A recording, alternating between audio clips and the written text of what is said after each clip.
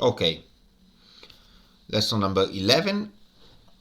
Oh, in this lesson, finally, we start the course. So finally, we'll deal with major algorithmic problems. Okay, let's start with the majority problem, the very easy one.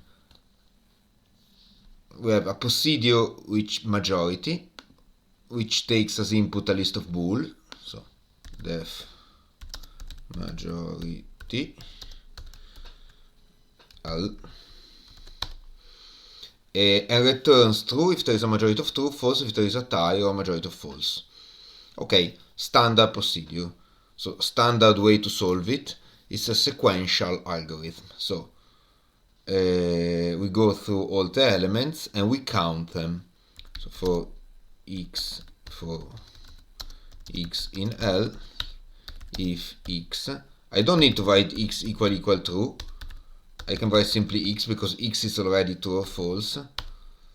Count true equal count true plus 1, and maybe it's better if I put here count true equals 0 and count false equals 0. Okay. Else count false equal count false plus 1. Okay, and now if count true larger than count false, return true, else return false. Okay, if you want, you can look, I teach you a dirty trick. Return count true larger than count false. You can, instead of this one, you can just return this one. So if count true is larger than count false, you return it. It's much easier to write. It's exactly the same, but much easier to write. Okay, let's test it.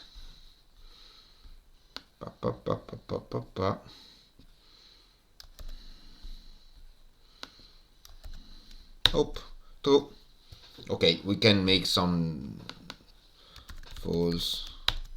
1, 2, 3, 3. When there's a tie, it must return false. Okay, fine. Okay, complexity. Let's discuss the complexity. Well, we can measure the complexity in terms of how many times we go to check this value here. So it's a comparison, because this x, it's as if you were writing is equal to 2. Okay. So in terms of comparisons of Boolean or in terms of additions of integers. Well, addition of integers are heavier.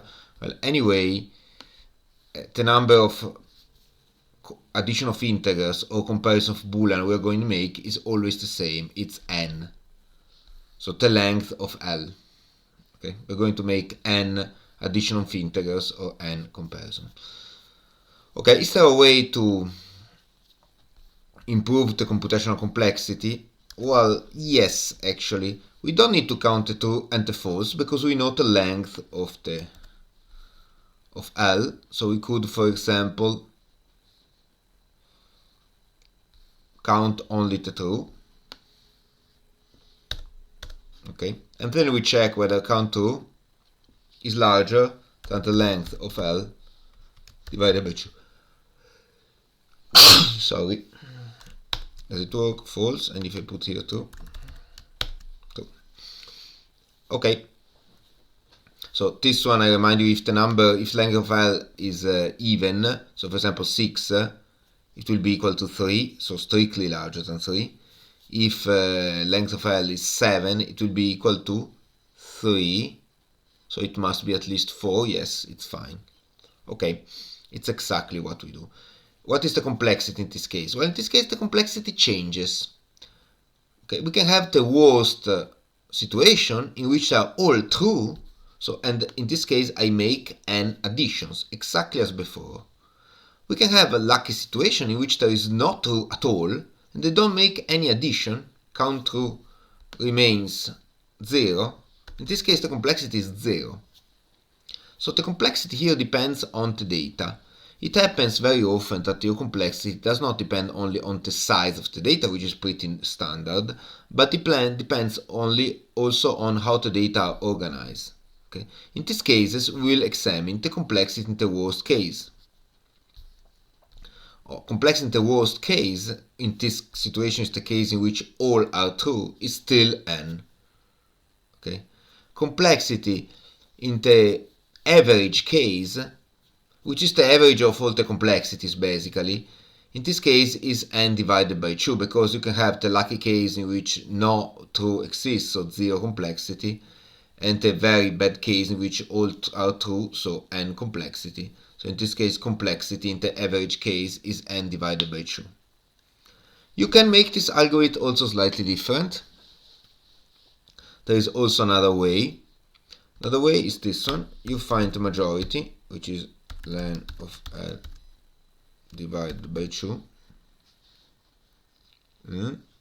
plus 1, yes, no, 2 is enough, okay. Every time x is true, we increment the count, and also if a count true larger than match, return true. We don't need this one anymore, but here we return always false. Let's see. So we go through the elements one after the other. Every time we find a true element, we increment the count true, and we also check whether the count true has already reached the majority. If it has reached the majority, there is no necessity to go on. In this case, we return true. If it has not reached the majority, we have to go on. Okay, what is the complexity in this case? Well, complexity in this case is, in the worst case, we will have to, in the worst case is the case in which we have true, false, true, false, true, false, or we have half minus 1 true and the rest false. In this case we have to examine all of them, there is no way out, so still n complexity in the worst case. Complexity in the average case, sorry, because we don't make the addition. Okay, so complexity in the worst case is n divided by 2 here, so we managed to reduce the complexity in the worst case, because we count only the truth. We count only the true up to a half. We never count more than a half. Complexity in the average case becomes difficult to calculate. Okay, but we could estimate as n divided by 4, but becomes difficult to calculate. So in this way we manage also to reduce the complexity also in the worst case. Okay, another much more interesting problem is the search in an ordered list. We have already seen a search in an unsorted list, which gives you no possibility. You have to go through all the elements. If you find it, fine. If you don't find it, there's no way. So the sequential search in that case leaves no space for discussion. When the list is sorted instead, there is space for discussion. We can improve the algorithm. First of all, let's see the basic algorithm. So def search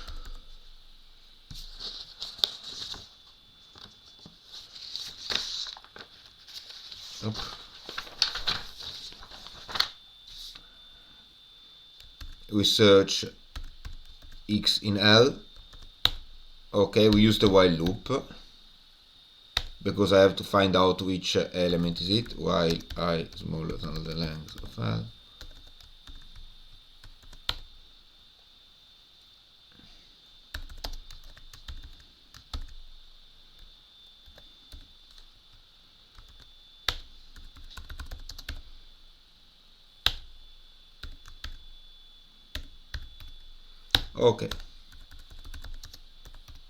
Okay, standard algorithm, we have already seen it 200 times. Let's see whether it works first. Okay, 3. Okay, so it goes to all the elements sequentially. If it finds it, fine. What is its complexity? Well, in the worst case is in which the element is not found, or in which the element is found at the last position. We have n integral addition, or if you prefer, n comparisons. Or better, 2n comparisons, because we have these ones and these ones. Okay, so 2n comparison or n additions. Okay, can we improve the algorithm? Well, if the list is not sorted, no, there is no way to improve it with the knowledge you have. If the list is sorted, however, you can easily... How would you do it manually? Imagine if I ask you, where is 11? Well, and I don't give you a list of 7 elements, I give you a list of 3 million elements, and I ask you, where is 11? Well, since 11 is small, probably we start from the beginning. So given the number, you will probably decide to start from the beginning or the end. Okay, can we have some, let's say, mathematical rule, or at least a rule which can be implemented by the computer, where to start from? Well, let's see. We can have a rule. We can look at the element in the middle, okay, and check, compare it with the element that we have. Okay, if the element that we have is, for example, the element in the middle, let's take this one. Okay, let's make it longer. 15, 17, 19, 20, 21, 22. Okay, look at the element in the middle, which is 15. Okay, if it is larger than 15, you will search in this part here. If it is smaller than 15, you will search in this part here. And this saves you half of the work. Literally half, because you forget about half of the sequence, even in the worst case. So we start search to the element in the middle, mid, equal. And the element in the middle is len of L divided by 2. Okay. Then at this point we do if L, if x is small, let's see, if x is exactly equal to L of mid, we have been extremely lucky, solve the problem. Okay, and if x is smaller than the element in the middle, what do? If x is smaller than the element in the middle, we start from the element in the middle plus 1, and we go up to the end of the list. Okay.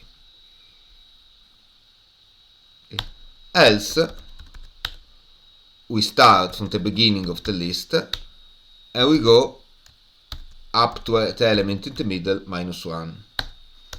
Okay, so we set up this start and end. Okay, which mark, where do we start, where do we end? No, sorry, it's exactly the opposite.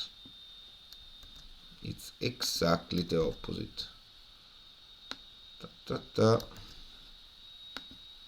Okay, so if it is smaller than the element in the middle, it means that we must start from the beginning and arrive up to the element of the middle minus 1. Okay. Otherwise, we have to start from the element of the middle plus 1 and go up to the end.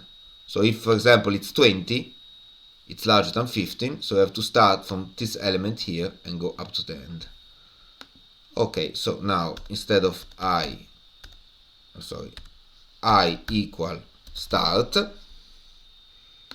we go from I to end. Okay, that's it. That's it. We go from I to end. Let's see. Oh, name error.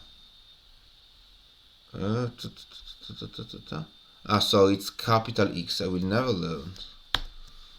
There is another error. It's also capital X. Okay, 3. Yes, element 8 is in position 3. Let's search for one on the other side. For example, 21, 11. Okay. So, what is the complexity here? Well, the complexity is 1 okay, we did the one division, but we did only one time. So one subtraction or one addition, or even the worst case 2, but this is not important because it does not increment when the input becomes very large. When the input becomes very large, the relevant thing is here clearly, where we do n divided by 2 additions, or if you want, 2 times n divided by 2 comparisons. But anyway, we have improved the complexity in the worst case scenario by a half, by 50%. Okay, so it means that now if our input is 1 billion, we do 500 million additions instead of 1 billion addition. We take half of the time. Improving the software speed by half the time is a lot. Okay, however, we can do it better. Now, where you have a rather short list, but imagine your list is really 1 billion elements. What if, after dividing your list in 2 parts, you could do it again? So you could divide again the list in 2 parts and examine only a quarter of the list. And then you could divide the list again in 2 parts and examine only 1/8 of the list. Okay? Well, you can do it, okay, but you will need to write a long sequence of if like this at the beginning. So if track here, another if, another if, another if. Okay. There is a much better technique which is called recursion. We have to introduce it. Recursion. Recursion is a technique which lets you reapply the same technique over and over.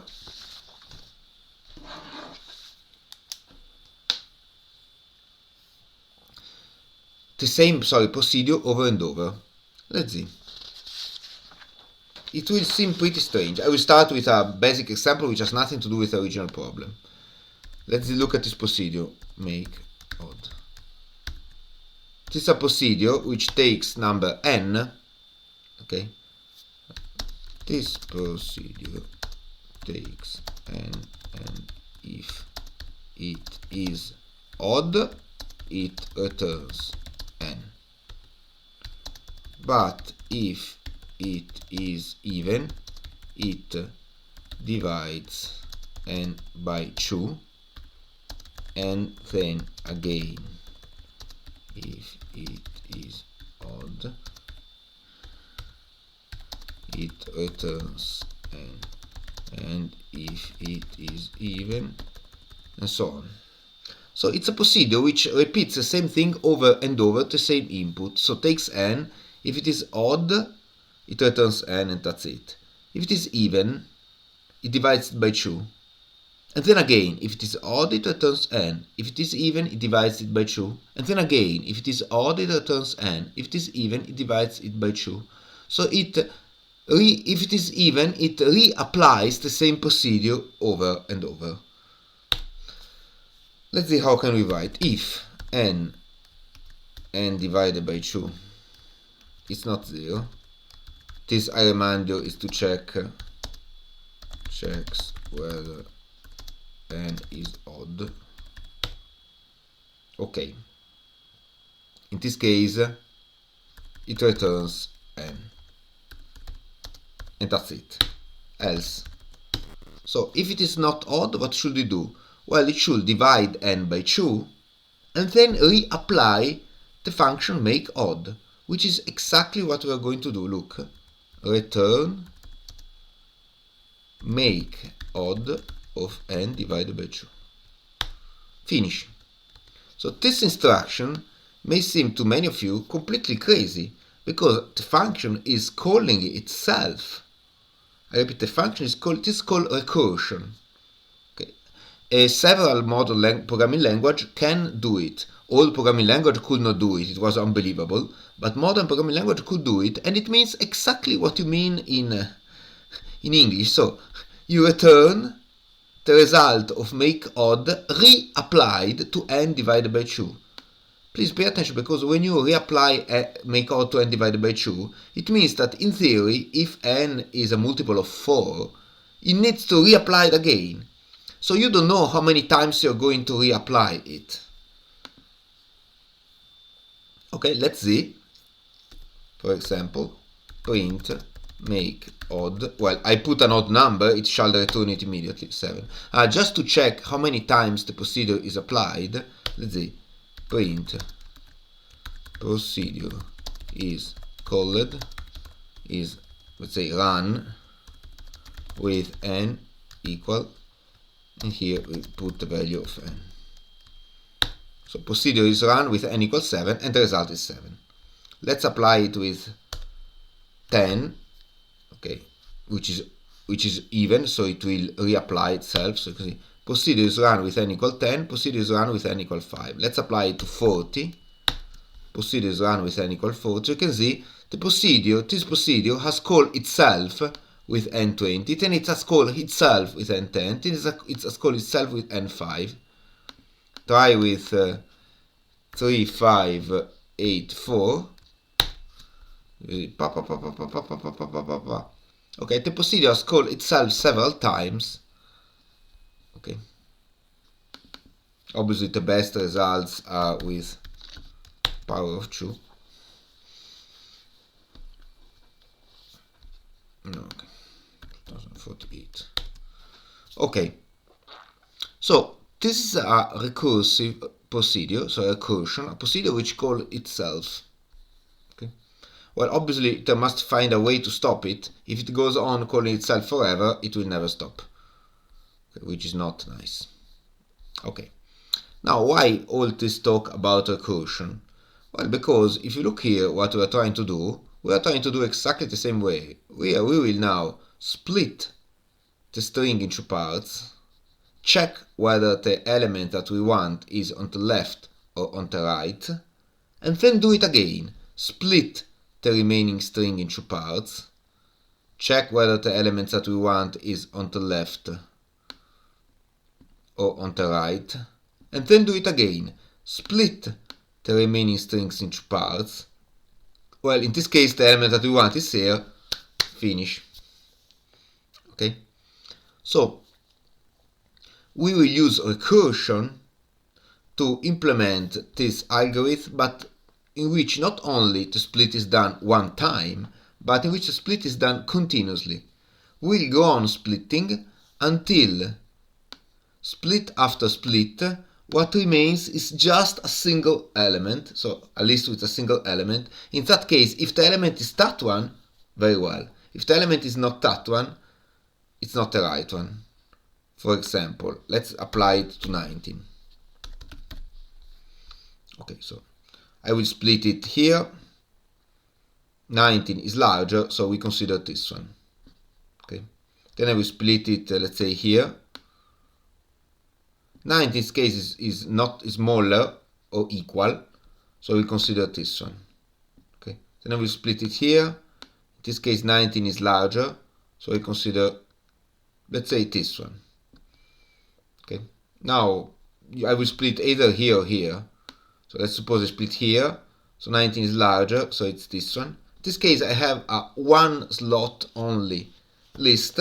In that case, and only in that case, I check whether that element is 19. If it is, okay. If it is not, well, it means that we didn't find it, because it cannot be smaller and it cannot be larger.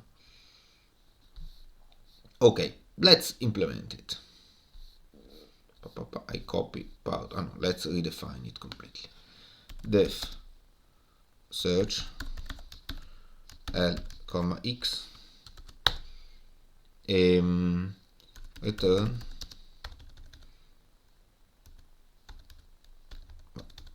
wait like this to be implemented. What I implement here is binary search. It's called binary search, this procedure. It takes the list, the element to find, a start and an end index. Okay, this function searches, splits, attention. Let's see what this function does immediately. So if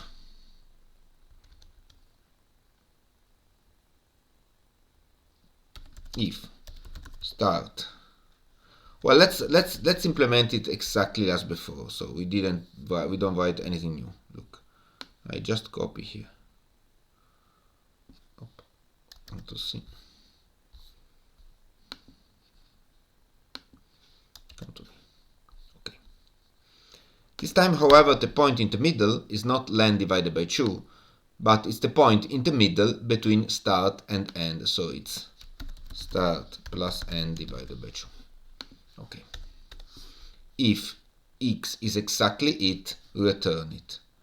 Otherwise, if x is smaller, start remains what it was. Okay.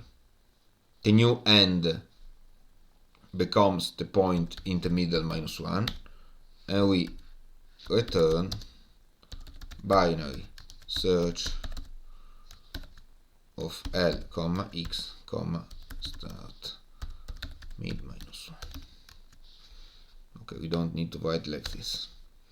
Okay. If it is on the right side instead,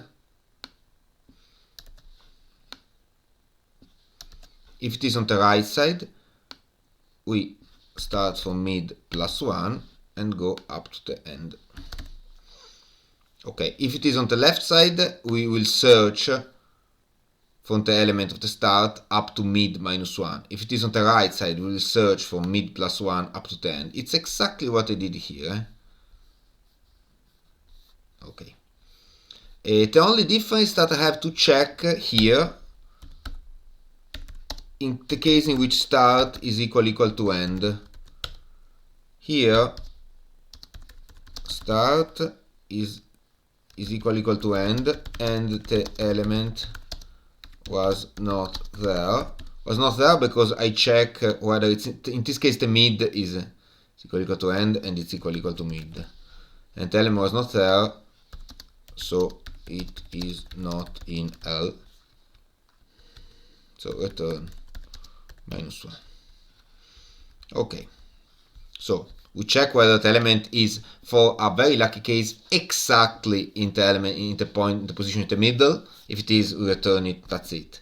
If it is not, we check whether the starting and ending position are the same. So we had only a list of one element. Okay. In that case, we return immediately minus 1, because it means that the element was not there. It was not there here. It was not there, and we cannot split anything. Okay. Otherwise, if we have at least 2 elements, okay, we check whether the element was on the left, was smaller than the element in the middle. In this case, we search on the left side. If the element is larger than the element in the middle, we search in the right side. Okay, just to get to know what we're doing, every time we pass here, we print binary search is searching for plus star x from element from index plus start to index plus star end. Okay. And here finally search is return binary search of Lx. We start from the beginning and we go up to the end of the list. Okay, that's it.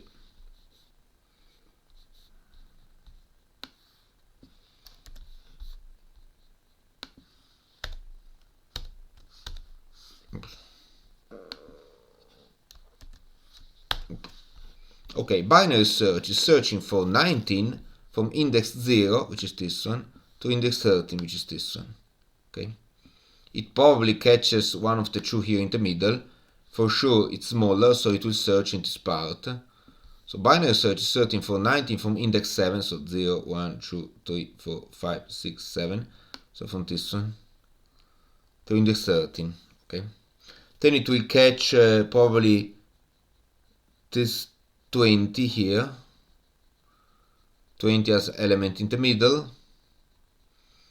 It's larger, so it will search here. So binary search is searching for 19 from index 7 to index 9. Okay. Then it will catch 17. 17 it's smaller, so it will search here. Wait. The Mac is stuck. Okay, it searches here, and at this point it finds it immediately. Let's try with another one. 3. 3 doesn't, not only 3 doesn't exist, but it's smaller than the smallest element here. Ooh. Ah, my algorithm doesn't work. Very nice.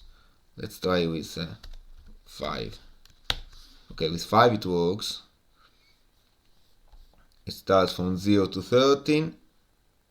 Then 0, 1, 2, 3, 4, 5.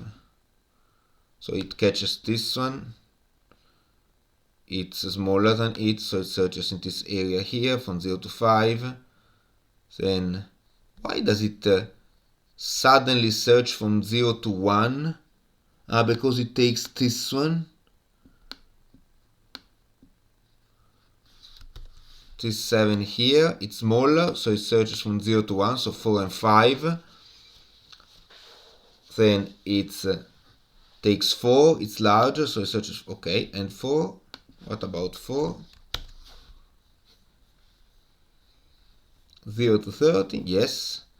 And why? And what about 6, which doesn't exist? Okay.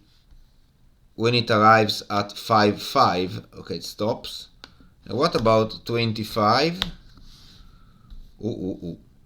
I see that this algorithm that I've written has problems. Can you see? It has problems, serious problems when the number is beyond the end. And it has serious problems as well when the number is too small. For example, 2. It never finishes.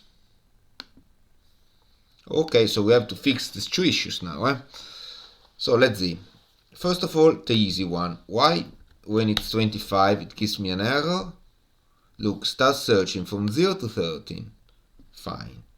Then 0, 1, 2, 3, 4, 5, 6, 7. Then from 7 to 13. Fine. 7, 8, 9, 10. 7, 8, 9, 10, 11 to 13. From 11 to 13. Fine. No, 11 to 13 is this one. Okay. Then from 13 to 13. 0, 1, 2, 3, 4, 5, 6, 7, 8, 9, 10, 11, 12. Okay, now I understood why. Because I must go up to len minus 1. Because this one considers also the end as a valid element. Let's see now. Okay, now it works. And in the other direction. No, this one still has problems. So we have to see what's happening in the other direction. From 0 to 12, so these are all the elements. Fine. 0, 1, 2, 3, 4, 5. From 0 to 5. Okay. Then probably takes 7 as an element from 0 to 1, so 4 and 5. Okay, 4 and 5. Then it takes 4 as an element. Okay, as an element mid. Okay, at this point, because it takes 4 as element mid, I think it's probably. Do we need here to put a wonderful +1? Let's see. Now here it works. And if it is beyond, no, if it's beyond, it doesn't work. We have to pay attention when passing this mid -1, because if mid is already 0, so here unfortunately we have to put a wonderful if mid is already 0, if mid is already 0, we have finish. So if start if mid is already 0, return -1. Else, okay, if mid is already 0, it's pointless to pass mid -1. Okay. We can do also the other, just to be sure, the same on the other side. If mid is already equal to end, it's pointless to do mid +1. Okay, now it should work. Yeah. 0. Yeah. Sure. Yeah. Okay. So with these two little additions, now it works perfectly. Okay. Complexity. Oh, what is the complexity? In terms of, well, the difficult operation is this one. It's a division, an integer division. Okay, how many integer divisions do we make? We make an integer division every time binary search is used. Okay, how much is it used? Well, for a list with 13 elements here, you can see that we tend to use it 3 times, 4 times. If the element doesn't exist, which is the worst case, 4 times. If the element is the last one, 4 times. If it were, for example, 18, which doesn't exist, but it's in the middle, 4 times. So for sure, it's not n divided by 2. Let's think carefully. So start to think. Imagine you have a sequence of exactly 8 elements. Now forget about the fact that you catch the value in the middle and check it. Consider simply a cut. You have 8 elements, you cut it in half, becomes 4 elements, and you have 1 cut. Then you cut it again, it becomes 2 elements, and you have a second cut. You cut it again, it becomes 1 element, you have a third cut, and at this point it's finished. So with 8 elements, we have 3 cuts. So you cut it 3 times. So for 3 times you have to calculate this mid dividing by 2. Okay. Imagine if you have instead 4 elements. You cut it a first time, and then you have 2 elements, and then you cut it a second time, and you have 1 element, so 2 cuts. Okay. Imagine if you have instead 16 elements. How many cuts? You cut it a first time, and then you have 8 elements, well, and now you need 3 cuts, so a total of 4 cuts. And what if you have 32 elements? You cut it a first time, and then you go to 16 elements, and then you need 4 cuts, so a total of 5 cuts. Okay. Do I have to go on? 64 elements. You have a total of 6 cuts. Okay. So how many? And I remind you that each cut is the complexity, because each cut means a division, an integer division. Let's go for 3 divisions.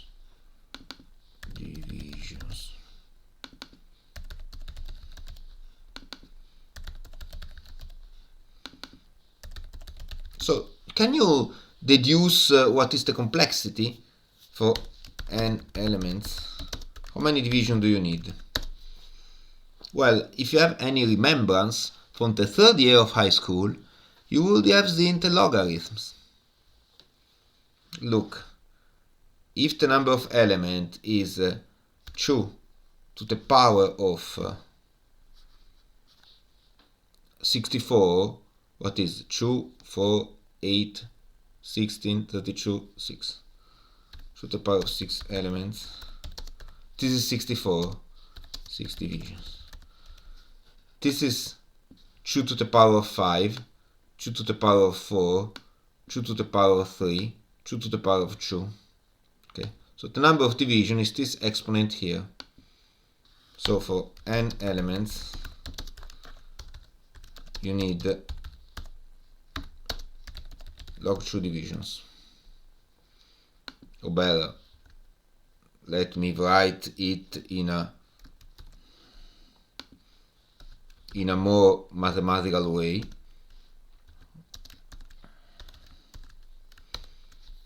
Oops.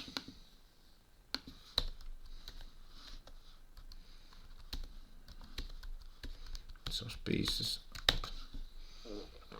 Log 2 and divisions. 64.6, 32.5, 16.4, it's exactly the logarithm base 2. So the complexity here is the logarithm in base 2 of n, which means that when n becomes very large, the logarithm is much better than n divided by 2. You can see it yourself here. N divided by 2 is 32, but the logarithm is 6. Okay. Imagine when n is some billions. Do we have... no, I don't think we have the logarithm in Python. No, in fact, we don't have the logarithm directly in Python. Maybe the Mac calculator has the logarithm, just to show you. Impossible. No, there's the logarithm. It's not the logarithm. It's not the logarithm base 2, however. It's the logarithm base 10, so we cannot use it. Oh, but just to give you an idea, this ln is the logarithm in base 2.7, so very similar to logarithm base 2. Imagine you have, this is 1000, 1 million, this is 1 billion n. Okay, so instead of making 1 billion additions, you make 20 division, and they say 20, so not 20,000, 20. So look how powerful binary search is. Instead of making 1 billion additions as you were doing before, you do 21 actually divisions. So I repeat, not 20,000, 20, literally 20. Imagine when you have 1 trillion divisions to do. 1 trillion divisions to do. The computer will take forever. You do 27, 28 divisions. Okay. If you want, you can try it yourself. You can try this search here, or the standard search, even this one which is optimized, okay, with a list of 1 million elements. You can create it randomly somehow. Search with Google how to create a random list with Python. You can create a random list, but it must be sorted. Okay, so you can take a sorted list, whatever. Okay, here, this one is much faster. Obviously, it works only when the list is sorted. Otherwise, you cannot exploit the fact. But you can see how many less division you make. Okay, bye bye.